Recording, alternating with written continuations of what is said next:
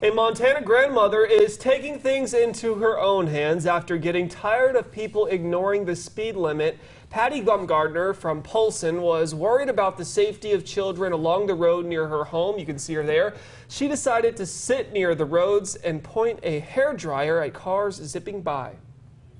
They forget to slow down, or when people, and there's a lot of people that are complaining about they can't walk or ride their bikes. I wouldn't even attempt riding a bike around.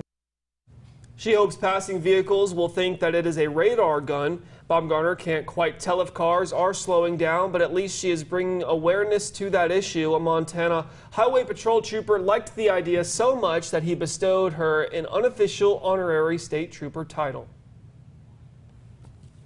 Now, I wouldn't have thought of a hairdryer, but you know, there's a first for everything. If it works, it works. Well, even